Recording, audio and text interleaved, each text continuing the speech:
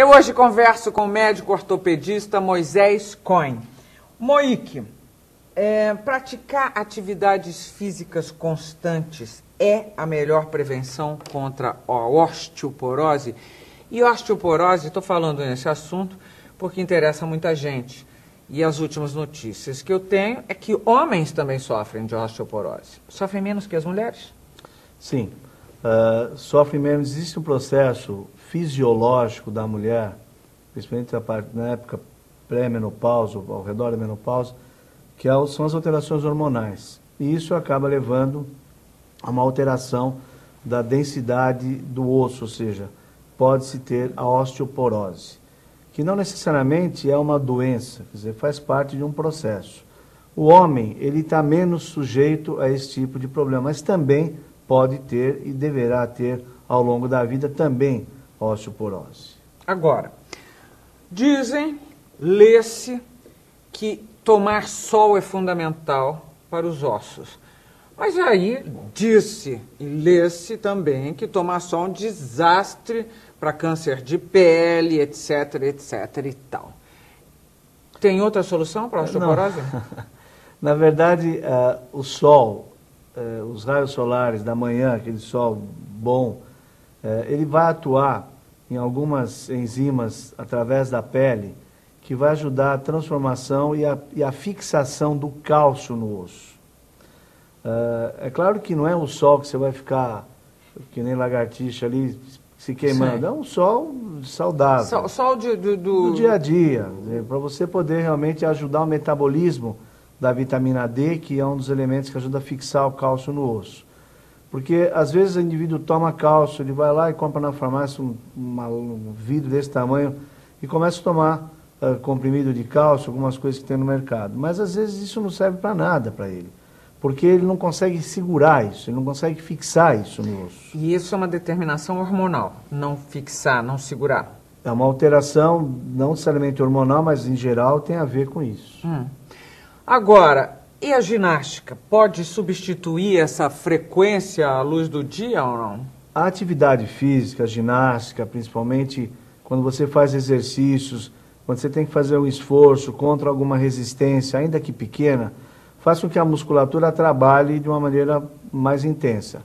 A musculatura, por sua vez, ela se prende aonde? Nos ossos. Ela termina sempre com tendões e músculos que se inserem nos ossos. Isso faz com que haja, então, uma troca muito maior de elementos, de nutrientes, e faz com que o osso também se adeque e comece a ficar mais resistente. Então, a atividade física, sem sombra de dúvida, para a osteoporose é algo que ajuda demais, principalmente na prevenção. Quem não tem acesso a uma academia, não tem intenção, nem se sinta com ânimo suficiente para praticar exercício, resolve só na caminhada ou não? Resolve. Eu acho que a caminhada é algo extremamente saudável e cada vez mais vem sendo estimulado, eu acho que é muito bom.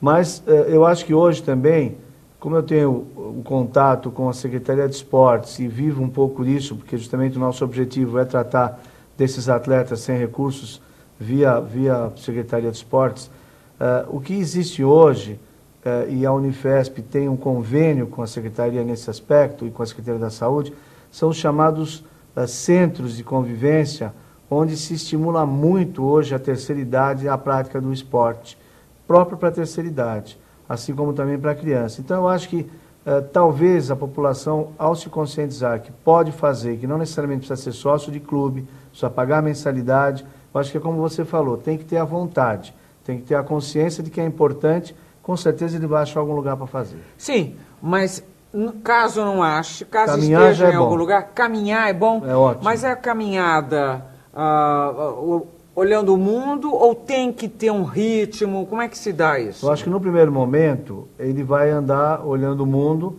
mas sempre com objetivos intrínsecos de querer vencer um pouco aquilo que ele fez no dia anterior. Isso é próprio do ser humano. Então, hoje eu consegui andar um quarteirão, puxa que bom. Puxa, hoje eu consegui andar um quarteirão, mas em menos tempo do que eu andei ontem. Eu acho que isso é que vai estimulando, e muita gente começou a caminhar, hoje está correndo, ou vai querer fazer uma maratona amanhã. Então, eu acho que depende do estímulo e do resultado. Ele acaba se sentindo melhor e, por conta disso, ele vai em frente. Caminhar não lesiona. Não, é muito difícil, né?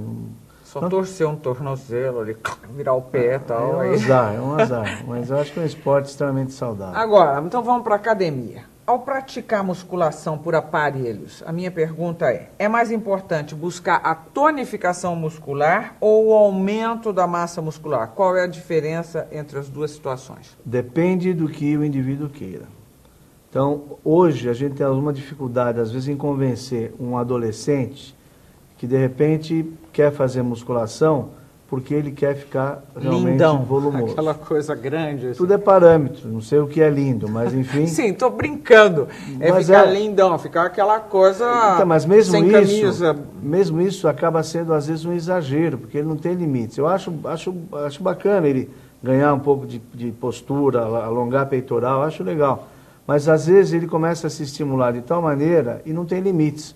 Aí, infelizmente, a gente tem que falar nisso, ele acaba entrando em estimulantes, acaba entrando não drogas tóxicas, mas, enfim, medicamentosos para hipertrofiar a musculatura. Então, eu não acho que isso seja o mais importante. Eu prefiro trabalhar muito mais com a resistência muscular. Então, às vezes a pessoa fala, puxa, eu comecei levantando 20, hoje estou fazendo um leg press, que é uma máquina de empurrar, com 120 aquela de empurralhos.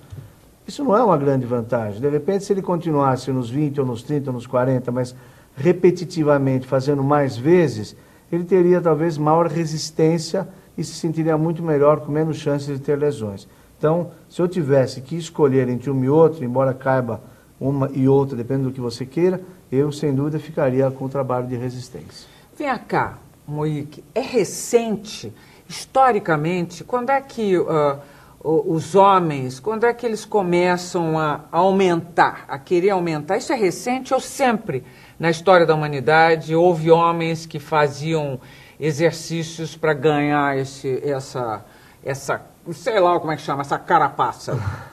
Eu acho que isso tudo está dentro de uma simbologia, né? Quer dizer, isso, na verdade, representa força, representa... poder, talvez, entre aspas.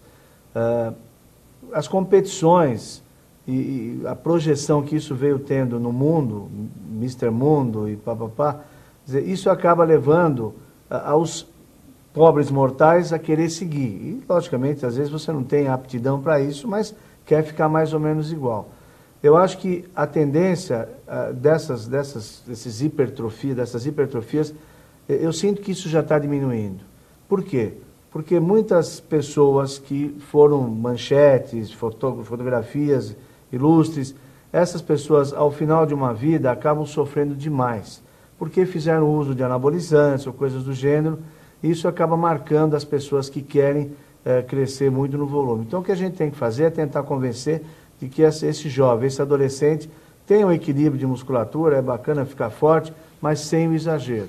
E mulher que compete também nessa coisa de hipertrofia, elas, eu percebo, me perdoem, uma mudança de fisionomia, uma coisa meio masculinizada na fisionomia. Não estou dizendo que viraram hominhos, mas eu estou dizendo que a aparência. Isso quer dizer o quê? Que uma mulher, para ficar daquele tamanho, tem que tomar uns aditivos do tipo GH, essas coisas, não? Não é que tem. Mas, infelizmente, eu não vou generalizar, mas grande parte faz uso disso, infelizmente. E isso faz muito mal? Isso faz muito mal. Ao longo da vida já está mais do que comprovado que você vai ter comprometimentos hepáticos, de fígado, comprometimentos renais, e isso realmente acaba levando a consequências muitas vezes muito desastrosas. Eu converso hoje sobre lesões no esporte no dia a dia. O meu entrevistado é o médico ortopedista Moisés Cohen. Daqui a pouco nós voltamos.